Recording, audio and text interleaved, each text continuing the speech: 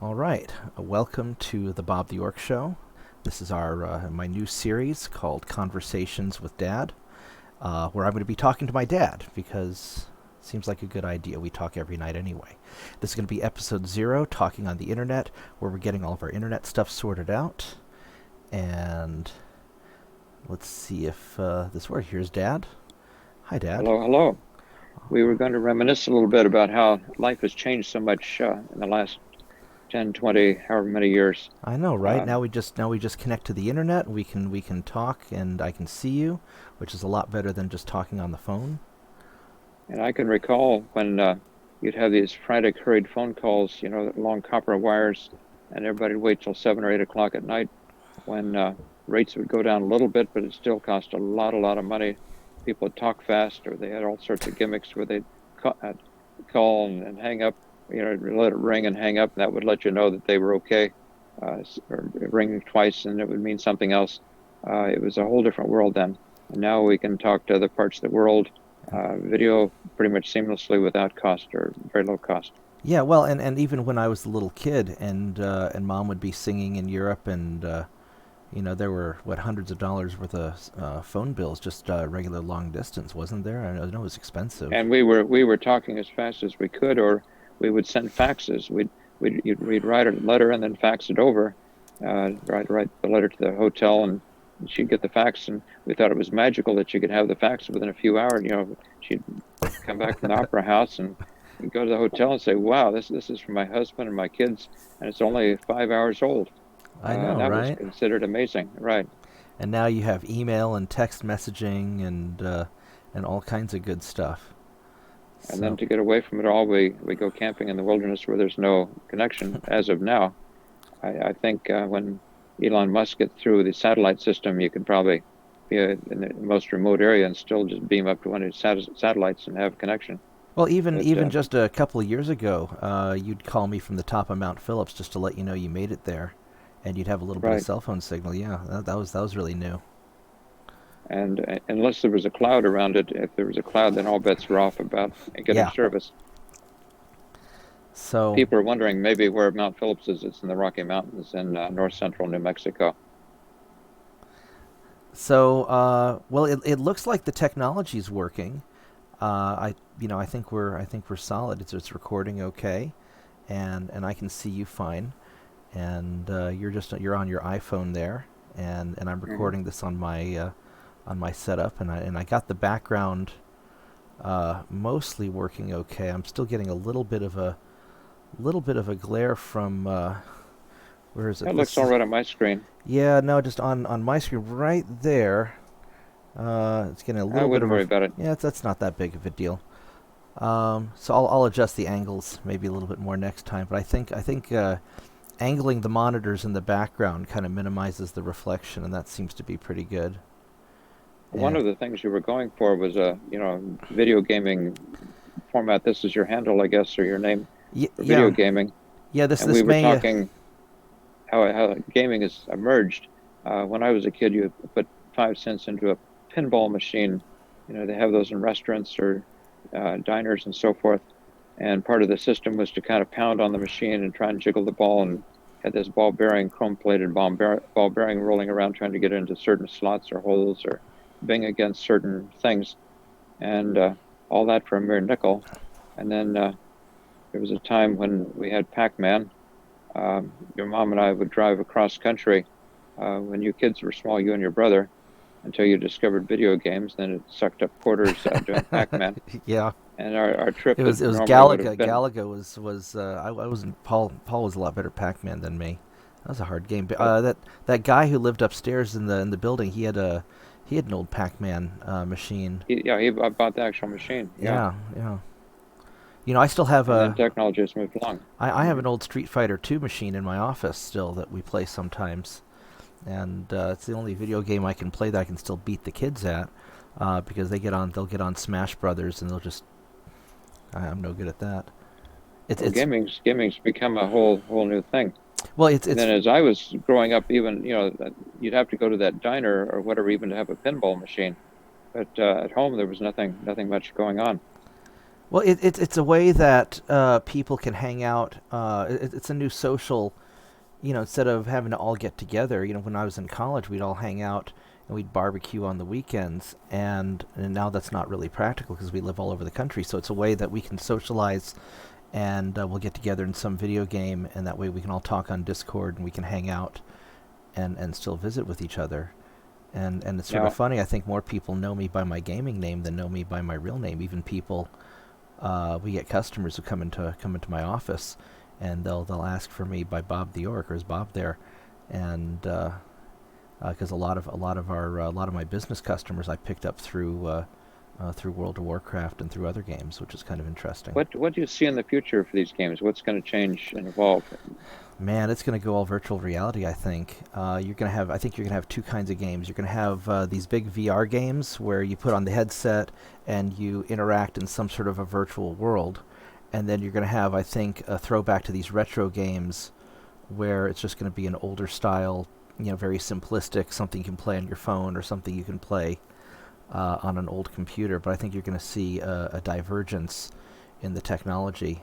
Like some of the guys at work are getting into the really high-end, the high-end 3D games. They're getting their virtual reality helmets, just going just all in.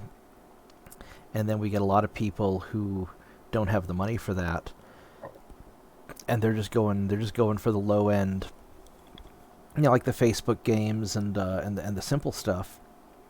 But What does a good gaming system cost now in U.S. dollars?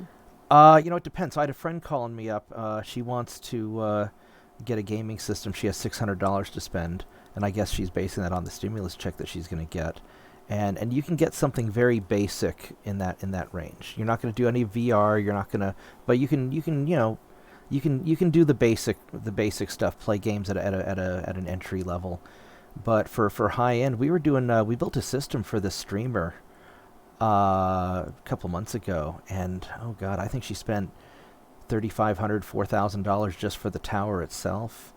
And because it's massive, because if you're streaming, you need enough power to run the game itself, and enough power to do all the processing and convert the video and put it up on the internet for live stream. So one of the reasons that I prefer that I'm going to mostly do pre-recorded stuff for now is that when I try to live stream a video game, it it doesn't go very well. It'll be all choppy. We tried this earlier this year. I need to upgrade my system because it just doesn't have I have the graphic capability to play these games on high-end settings because I have a big video card, but I've got an old processor from from 7 years ago because I just haven't bothered upgrading because it runs the games fine, but there's not enough processing power to handle both the game and the streaming.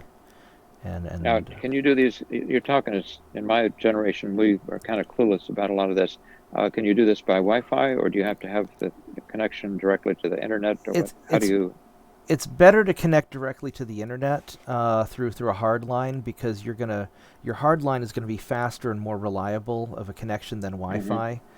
There's certain high end, some of the new like wireless AC connections are really good, and I built some Now, systems with what's that. a wireless AC connection? It's just you have like your wireless A, then B, then G, then N, then AC is the newest iteration. It's just faster bandwidth, but Hmm. I find that a hardline connection is still a lot more reliable.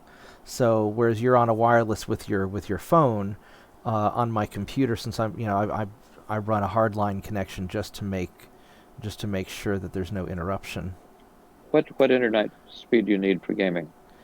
Like, I Uh, think my home system is about 250, or I think I did a speed test on it was 170 or 180, which you was don't the better part of what I was paying for. you don't need a lot actually. So what's happening is all of the heavy duty computations being handled on your local computer, and then your computer's only transmitting positional data for the most part to the game servers. And so you can play like I've done World of Warcraft on a cell phone connection.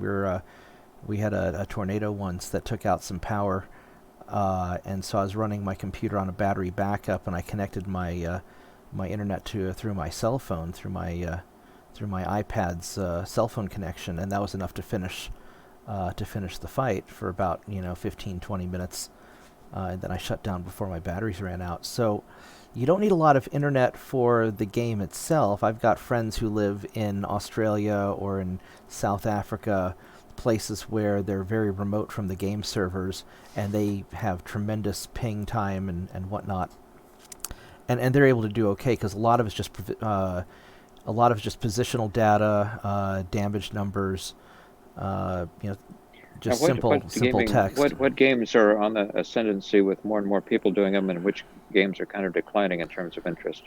Man, I don't know. I mostly play WoW and MechWarrior, and those are both old games. WoW's doing pretty good with its, when they redid their classic WoW. There's a whole bunch of new 3D games that are coming out. A lot of people are playing. There's this game called Ark, where you're basically on some island taming dinosaurs. It's like a survival game. There's a lot of survival games out there now, and I see a lot of people playing Minecraft. And Minecraft's an old game, but it's sort of an open world game where you can build stuff out of you mine resources and you use those to build houses and castles and other things out of these blocks. And I won't get into that because I'll just get sucked into that. It'll get too time consuming for me. So, Your brother is an interesting case. He grew up with video games. You and he were among the first generations to have computers and video games and so forth. And as he applied to be a pilot in the military, the fact that he'd have to be controlling, airplanes, aircraft, machines that were very computerized, I think it was taken as an advantage that, he had a good recommendation from somebody to be in flight. He was a warrant officer flying attack helicopters. And I think his gaming, was maybe an advantage. Yeah.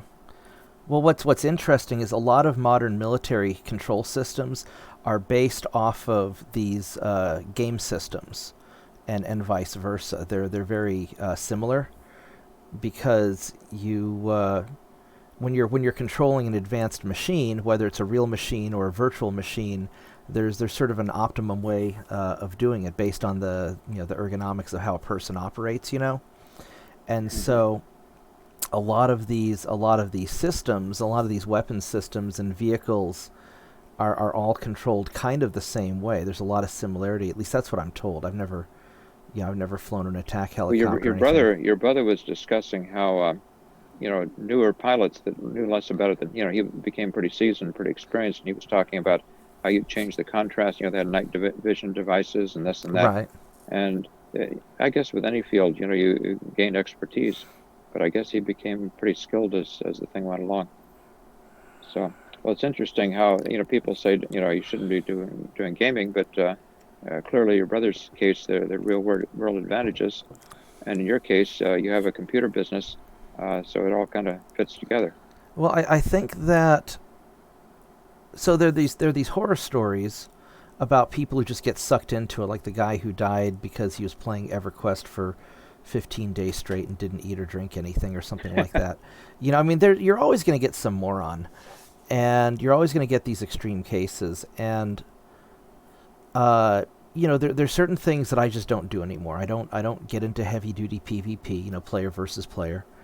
When we were younger, Paul and I would we do a big PvP push on World of Warcraft, and he was basically one of the top PvPers in the whole battle group, and we just we were going at it for like 6 hours a day, and we had one of the best teams anywhere, and it was awesome, but it was such a time commitment, and we agreed that we'd only do it for the summer while we had the free time, and then when we were done, we were done.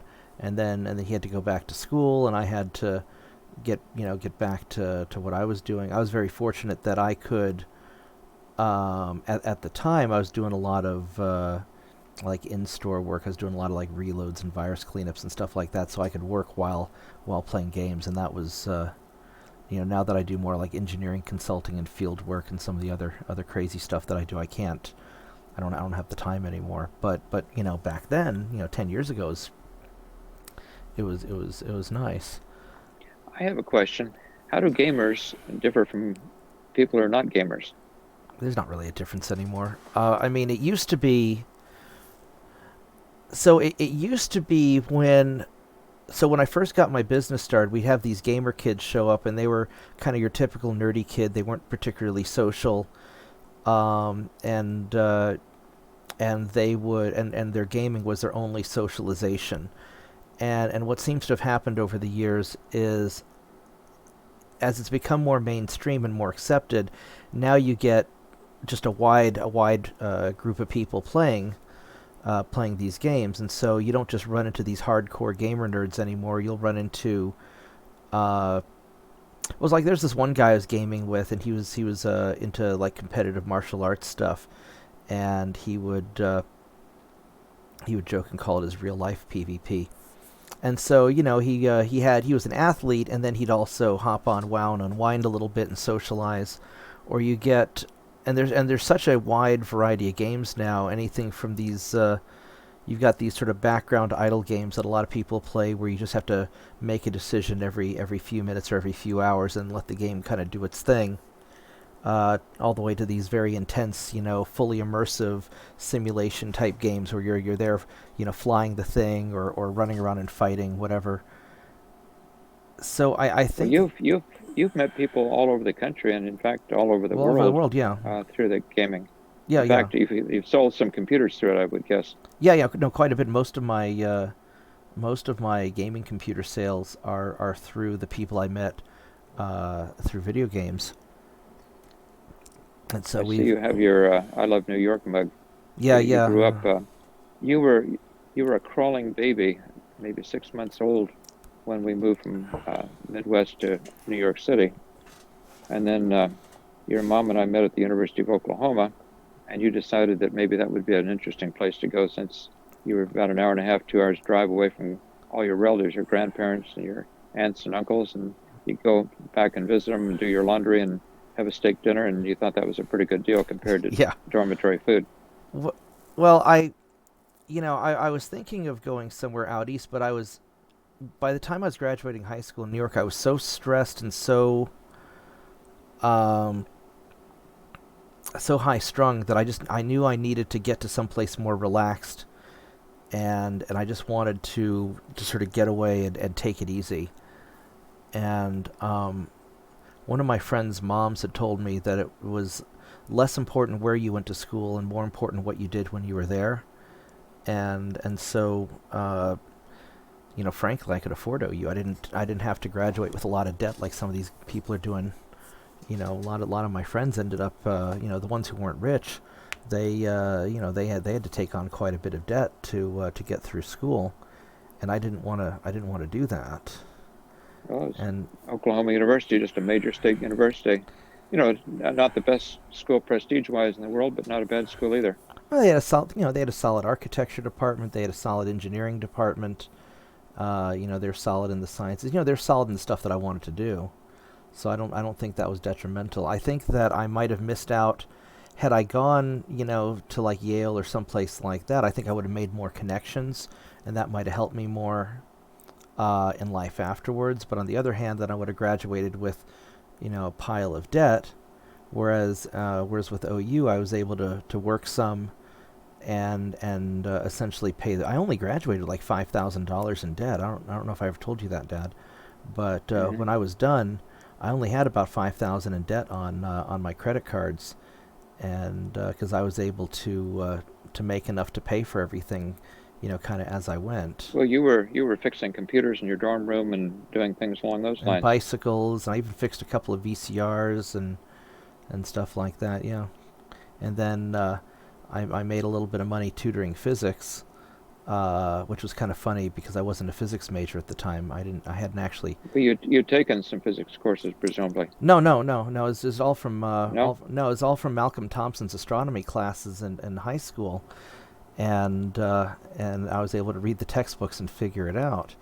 And so these Hmm. engineering students would have me tutor them, and I never told them that I hadn't taken a physics class yet. I just knew how to do it, and so that's part of why Well, I went you're the into one you're the one astrophysics. who told me that on an exam you couldn't always remember all the equations, but you knew how to derive the Oh equations yeah, when no, you worked them out on the I edge was of the terrible. paper. Yeah, no, I was in this intermediate astronomy 2 exam, and Dr. Bill had given us some. Uh,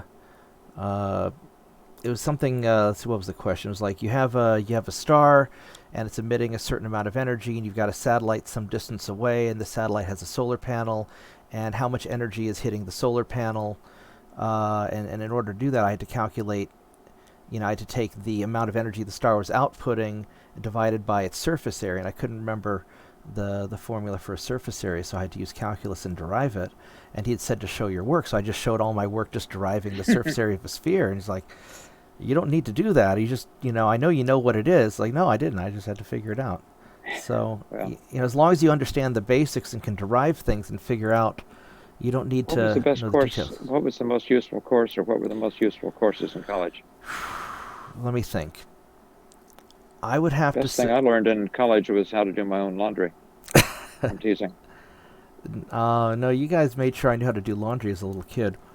Probably the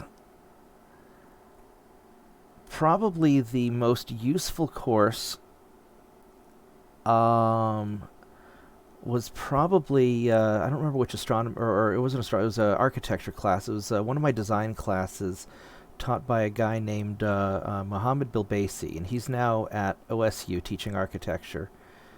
And he took things very abstract, where we had a project once where we had to design a structure that explored or that debated the relationship between man, God, and nature, something like that. Just really, really just abstract stuff, right? And so he'd give us these really crazy projects that you'd have to really think your way through. And how on earth do I make this guy happy? Because there's a lot of times you'll be given an assignment where there's no right answer. You just sort of have to figure out what does a teacher want, or what do you. So that was really interesting. And then I actually took a physics class from a guy named Dr. Ryan. I think it was Stu Ryan. And the problem I had with physics was I intuitively understand how it works, at least with kinematics, the basic mechanics of motion and things like that. I understand how that all works just instinctively. And what he explained to me was that it doesn't matter if you know the answer. What matters is that you can explain the answer to someone else. And so I had to learn how to do the math and how to work my way through the problem step by step, just so I could explain it to somebody else. Because if I knew the answer was 12 and I couldn't explain to you how I got there, it doesn't do any good. You don't sound to me like you took any studies courses, this studies or that studies or something else studies. It sounds to me like you were mostly math and science. No, so what I did was I kind of cheated a little bit on my degree. So I got my Bachelor's of Science in Environmental Design, and so it's out of the School of Architecture. But what they did was it allowed me to swap out a bunch of electives. So I took all of my normal electives, basket weaving and whatever, and I threw them out and I replaced them with hardcore math and science. So even though to get a degree in architecture you only need to do up through Calc 1, I went all the way through differential equations because I convinced the university that math was the language that binds the universe together. And so they let me swap out all of my like Spanish classes and whatever, which I'm terrible at languages. So I got to math is a language, so to right. speak. And so it was your idea, actually. You're the one who suggested it. And I don't know if you remember that, but you gave me you put the idea in my head. So I convinced them that I could replace all my language classes with math, and then all of my various, studies type courses I replaced with engineering and science, physics and whatnot. Do you have any suggestions for people either planning to go to college or going to college right now on anything they should do to optimize so Oh they get man. minimum debt and maximum? We live in a world that's changing in recent years, where somebody does computer science, then they're replaced by somebody from overseas who gets a special visa to come in and work for the big tech companies. Any thoughts or ideas? So I'd suggest the Steve Jobs approach. So Steve Jobs, he never graduated college. So he went to the university, and he just studied classes that he thought would be relevant and useful to him. He just sat in on them, I think. I don't think he even, I don't I I don't don't know know if I he don't know even the formally details, but audited them. I know as a business owner, when I hire somebody, I don't actually care what piece of paper they have, because most most degrees, unless it's like a hardcore science or engineering degree, they're not. If somebody's got like a PhD in math or a PhD in physics or something like that, then that's pretty impressive. But if they've got a PhD in English, it's not useful to me as a business owner. I mean, maybe if they've got a degree in technical writing or something where they can write out documents or help me put together advertisements and marketing and stuff, that might be somewhat useful. But it's more useful to me as a business owner to have somebody who simply knows how to do what I need them to do.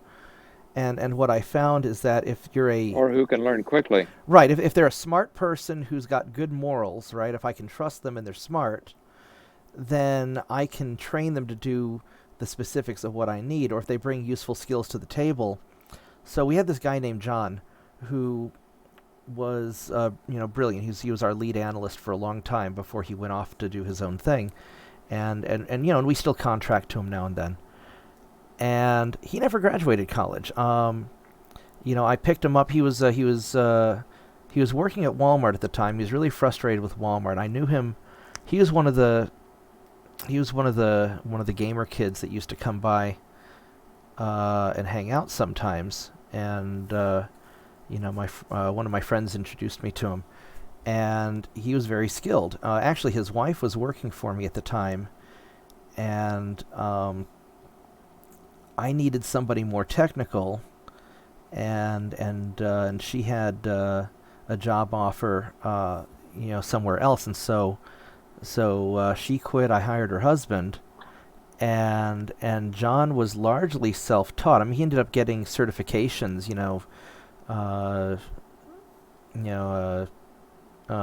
like offensive security penetration type certifications and stuff. But he was largely self-taught. He just taught himself by researching things on the internet and reading a lot. And he's probably the best. He's easily the best analyst I ever had. James, who has his computer science degree, he's more into the programming and stuff. But he learned a lot from John, just how to do repairs. Something like computer science, where you don't need a computer science degree to be a programmer. We call them like a code monkey, where you just know how to type out code. And my understanding is, like, in a computer science degree, you actually learn the theory and the structure of how to be a systems architect. But I think it depends on what you want to do. If you want to start your own business, maybe interning for somebody else. A lot of what I learned, like from interning with Tony Handel, at his patent office. I learned a lot from that. I learned a lot from interning at the architect's office. Dave McAlpin, back when I was in high school. And New York architect. Yeah, right. yeah. No, he basically said if I wanted to work for him over the summer, I could sleep through my first 2 years of classes, and I basically did. I mean, I was able to skip a whole year of architecture, just test out of stuff, just because of what he taught me over the course of 6 months. So real world experience is really useful. You're leading to something where, in this day and age, just taking a kind of a day job for somebody else, and they pay you just kind of enough that you can barely get along and pay your bills, doesn't take you too far. And after 20, 30, 40 years, you're not making enough extra money to save much or get anywhere. The toughie is starting your own business, and often it takes 2, 3, 4, 5, 20, 30 attempts to get to something that works pretty well. Well, I mean, it took me probably 4, 5, 6 attempts just to get my computer business running the way I wanted to, and I failed a lot. And I've lost, I've probably blown through, I've made a lot of money and I've lost a lot of money. I'm pretty sure that I've Well, you had one employee that basically, wasn't ethical, and he absconded with a major client, and you've had a lot of bumps and bruises along the way. Well, and I don't want to get into the negative stuff too much. What I figured out is that So in order to be a successful business owner, and in order to recruit the talent I need to give them a pathway to their own individual success. And for example, with John, I knew that in order to get somebody of John caliber, but at a rate that I could afford, I had to create an environment where he could, learn and expand his talents, gain the experience he needed, and then I knew that he would eventually move on to do his own thing where he could be truly successful on his own. And a lot of really successful companies, what they do is they provide pathways for people to pass through your company. You benefit from their work, and they benefit from the experience, and then from you opening doors for them in the future. And if you can create these win-win situations, you can get people far more qualified than your ability to pay. Well, Because and you create an environment, a hospitable environment. right. Sometimes a better environment makes up for not being able to pay them as much. Well, I think you're the one who told me I can never hire somebody who will do as good of a job as me because I can't afford them. You can never afford to replace yourself, but if you can create a situation where they gain a benefit beyond just the money, then then you can get some really good people who are willing to have Well, your and back, and you have theirs. as they go out and succeed, they might refer business your way, or something in a niche that may not suit them, but they'll think highly of you and maybe refer business to you. Right. Well, and that's because ultimately what you're trying to do is, so the best customers come through referrals, and so ultimately you want to build kind of a network of people. So in the South they have what I would call the good old boy system, where people would where you've got kind of these inside cliques, and the reason those good old boy systems work is because that if I need an auto mechanic, and I get referred to by my friend, I know that whoever he refers is going to do a good job for me. And Hmm. so you end up building these kind of cliques, and I've been trying to. That's probably how you found your current auto mechanic, isn't it? How'd you No. So what? know Well, about? no, he was. I was really upset. The Chevy dealership had basically ruined my car, and he was passing out, going door to door at the dorms or at the university apartments where I live, just passing out flyers for a free oil change, and I thought I'd give him a try, and so because I figured if the You've had him business, for years. yeah, no, I've had him forever, because I figured if the business owner is going to be passing out flyers, and he was just a startup business, I was like, oh, let's give him a try, and he did a good job, and so I've stuck with him, and now he's retired, and I think his brother's running the business now, or cousin. I don't remember exactly Well, how they're you related. started your computer business to an extent by passing out flyers, if I recall. Yeah, no. So what happened was so in college I had a bunch of people who owed me favors. Everybody who ever drove them to the airport, or gave them a ride home, or let them sleep on my couch, or convinced their girlfriend not to dump them, or any of this stuff. So I had dozens of people who owed me favors, and so my first year, trying to grow the business.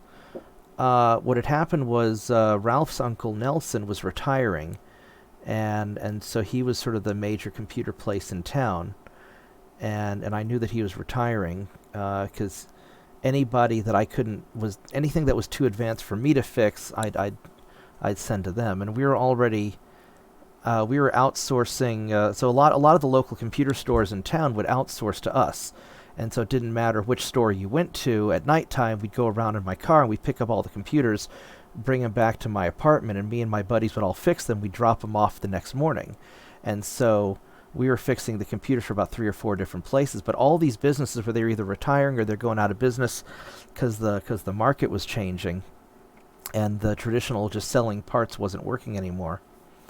And so I started up my own place, and it was getting to the point where I had too many computers in my living room anyway, and I was trying to watch a movie with friends. We were trying to watch Braveheart, and there's no room, and so this girl told me about this shop for rent, so I got the place, and we emptied out all the computers out of my living room. And that night we Well, watched you Braveheart. lived in the back of the And store for a while, didn't you? sort of. So I was. So what happened was I was living with Christopher, with my cousin, and but we were so busy that I'd never make it home at night. And I had this, Thea Peggy's chair that's sitting over there, and I just would sleep in it. And a lot because if I wasn't safe to drive home, I wouldn't drive because I'd be getting done with work 2, 3, 4 in the morning, and I have to be opened up again at 8 or 9. And so half the time I just fall asleep in the chair, and I just wouldn't wake up. And so more times than not, I'd just be sleeping in the back of that store. But then, so how we expanded is I took all these people that owed me favors. And I said, okay, guys, here's the plan. We're going to go pass out like 300,000 flyers. And so, we printed out a whole bunch of flyers, and it was Was it literally 300,000 for a town it, of 150,000? we papered every house probably 2 or 3 times over the course of that year. Okay. Did you And use full-size sheets of paper no, or we're like using half those size or quarter little size? quarter-sized pages. Okay, that makes And sense. well, because they fit perfectly into somebody's between the doorknob and the door frame. And Hmm. so everybody who owed me a favor, they could pay me back by helping me pass out flyers, and I toss them some money, and basically, because a lot of these guys did computer stuff also, so I could throw them work if they helped me build the Well, your business. flyers were some bright color, weren't they? Yeah, no, Like they're like orange yeah, or they're Bigelow bright. They're orange? bright pink, neon pink. We A/B tested. We tested neon green and neon pink. The Jerry Schwartz neon green for the Philmont T-shirts, and then this atomic pink. And the pink worked out a little bit better because they were the same color as the city's traffic notices and stuff. Hmm. And then we basically did essentially, if it's legal, we'll do it for $20 an hour. And so we were the cheapest place in town for that summer, and we just got a lot of, it was sort of a loss leader. We got a lot of business coming in, and then we Now had to you're raise our. talking business terms like loss leader and all these things. Did you take business courses or was your training almost all technical? Well, I mean, you're an economics Aside from professor, and having a you're my father, dad. yeah, Yeah, I mean, yeah. Aside from having a father who no, taught I took I economics. took I took a business I took a couple of business courses because you wouldn't leave me alone about it in college. So I took a macroeconomics course in college where I got into an argument with the teacher, and I really upset him. And I remember because he was saying something stupid. I don't remember what he was saying, but he was saying something stupid, and I got into an argument with him. It was something about we got in an argument over a Pepsi can. Because he was Okay. well, no, because he was trying to argue that the reason I chose a Pepsi over a Coke was because was it because of the color or taste difference or this, and I was like, I needed something to drink. It was the only thing around, and I didn't want to be late for class, and so I just grabbed it. Even though I hate Pepsi, it was not worth the effort to. I turned it into an economic utility argument that the you don't want to wait. You only have so much effort and resources. You don't want to waste your resources on trivial things. You want to focus on the important stuff, and then that broadened into a larger argument about economic utility. And I don't remember exactly where it So went, would but you say that an awful lot of what you practice in business is just what you learned by the School of Hard Knocks?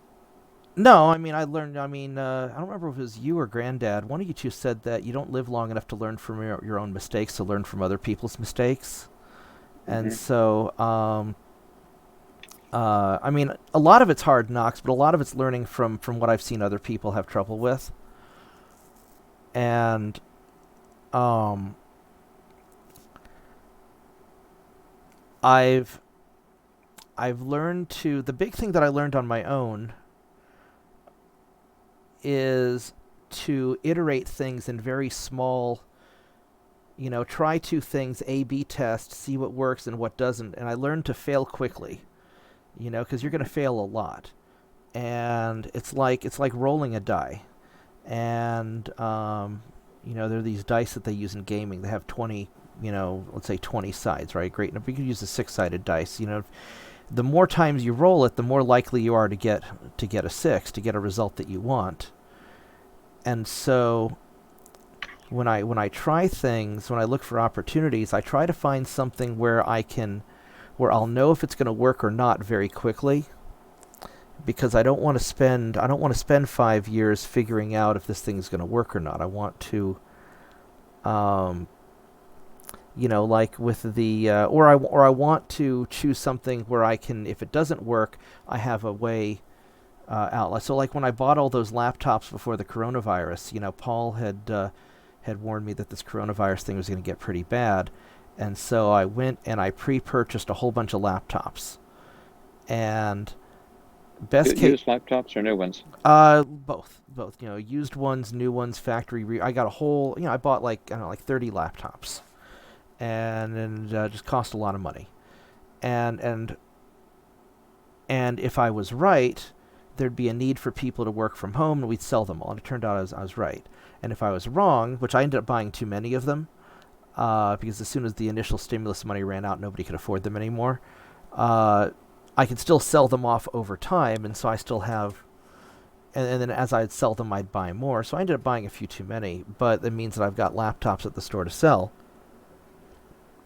And this Christmas I did the same thing with gaming computers. I built some very basic gaming computers where I knew that people wouldn't be able to spend big money on big systems. So what was the bare minimum to be able to run games at a basic level that their kids would want? And I built a handful of them, and any extras that I can't sell, then I'll sell off over the course of the year and at least break even on it. But Another thought. I think you're good at using people for sounding boards. Whether you ask your brother, or ask customers, or employees, or ask me. It's good to get advice from other people, and then you just kind of compare the advice and see what you can come up with. I think so, but the problem is that, so getting advice from other people is good, but the problem is that, so like if you give me advice, you're going to give it to me from your perspective and from your life, right? If I give somebody else Hmm. advice, I'm going to give it to them from my perspective and from my life, and my life might be really different. So I think that whenever you're giving advice or receiving advice, you have to take it with a certain grain of salt, that their life's going to be a little bit different. And how do you? So I try to. We've got this. I've got this friend. He was an intern of mine, and he's. Let's just say he's had a rough time of things over the years, right? And the biggest piece of advice I gave him was to take life one step at a time, because he'd always try to overthink and overanalyze and just and he'd stress himself out. And I didn't want to get too specific on what I told him, because for example, he doesn't have the financial discipline that I have. So if I tried to set him up on a rigorous building up savings and reserves and things like that, there's no way he'd be able to do it. He has to. He's just not there yet in his life, and because different people learn and progress at different speeds depending on what they're good at. And so I told him, just take it one step at a time, and don't worry if you screw things up. Just focus on getting one thing right, and then focus on getting the next thing right, and then get the next thing right. And over time, as you make good decisions, and as you start moving in a positive direction, then you'll get there. And I actually got that from you. You were talking about the easiest way to climb a mountain is you put one foot in front of the other in a generally upward direction, and you eventually get to the top. And it doesn't Hmm. matter if you're going straight up or if you're going kind of zigzaggy. As long as you're generally moving up, you'll eventually get there. Whether you get there faster, you get there slower, you eventually get there.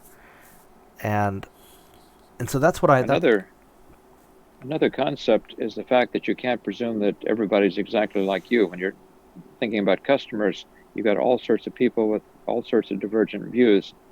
Like you or I are quite different from many other people. So our personal tastes, we have to, like you say, you A/B test different things. What size or type of computer sells, or what inventory do you carry in the store, what spare parts. And I'm sure you've had over the years people come in with the wackiest of tastes.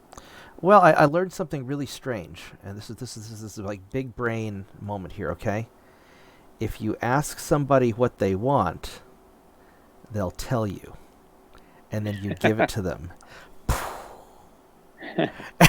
that's it. That's it. That's the secret. You're just like, what do you want? I want this. Okay, let me build it for you. It'll cost you this much, and neither they can afford it or they can't. And if they can't afford it, you just figure out their priorities. Okay, you want this is how much you can spend, and how do we get there? And if you can figure out a way to give the customer what they want within a budget that they can afford, or at least give them a pathway. We had a mother who came in on Christmas Eve, and I had the phone over the holidays. That way my guys could take it easy, and so I met her on Christmas Eve. She had $250 to spend, and her son wanted to play video games. They just bought this used computer, and it wasn't playing his games. I took a look at it, and it was okay. They didn't have a video card, and it didn't have. She wanted wireless because she didn't want to run cables all over her store. So I was like, or all over her house. So I was like, okay, well, if we put in for what you can afford, we can put in a basic video card, we put in a wireless card, a little bit of labor for me to do it. I'll cut you a deal on the labor. Otherwise, otherwise would have gone over budget. And this will get you started. And it's a good enough computer, and it'll be within your budget. It'll play the games he wants at a basic level, and then later on, you can always add more RAM later. You can always put in a solid state drive later. You can always, what's the minimum that you need to get off the ground? And she was really happy. And I did the labor myself, so I didn't have to pay the guys to do it, which meant I could give her a discount on the work. I got her in under budget, so she was happy. And stuff like that. You just have to figure out what they want, and it's not just in business, just in life in general. People will generally tell you what they want if you ask them. Although there's the Steve Jobs sort of thing where you would invent the iPhone that people didn't even know they wanted yet, and just like you went out and you bought some like factory refurb computers or older computers and so forth, and then you found a niche where you could upgrade, from a spinning drive to a solid state, and maybe increase the RAM a little bit, and all of a sudden you found a niche there. It was kind of an unexplored niche that nobody was competing on a local basis.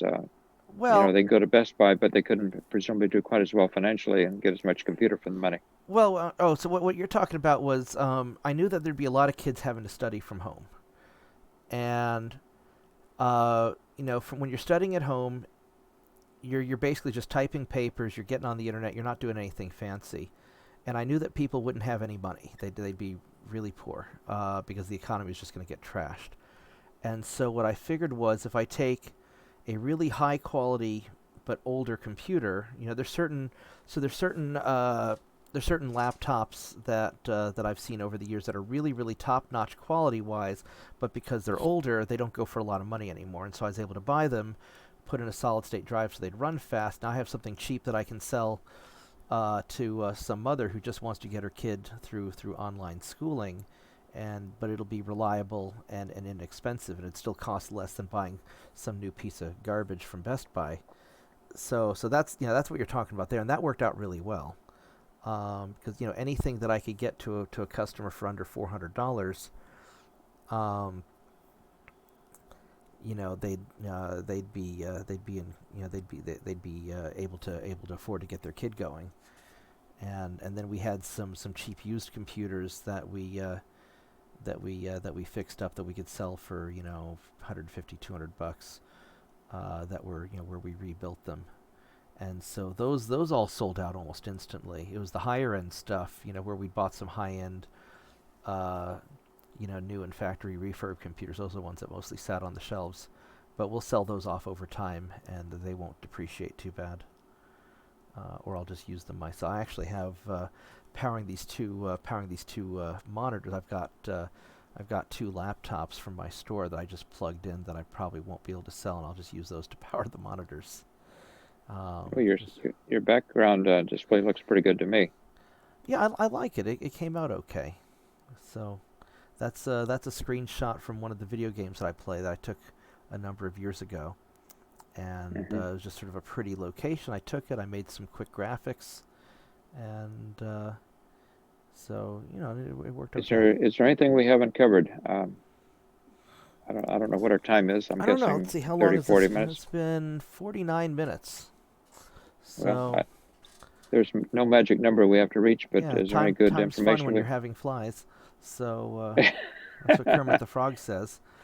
No, no, Uh-huh. just no. Mostly, I just wanted to try this out and see if this would work. I think we've got a good format. I think I Well, think this that is number zero, the first before the first show. yeah. This one might be good enough to use. And then what it will do is that you've got kind of a list of things that are interesting to you that you want to talk about, and we'll go record them, and then I'll make another series. I'll call it Conversations with Friends, where we'll get all those interesting people that we know, and we'll talk to them. And I don't know. This might be kind of a fun way to spend some time while we're all stuck places we don't necessarily want to be. That So sounds good. Anyway, it's been fun, and have a good evening. I'll see you. all right. Good night, Dad. Good night.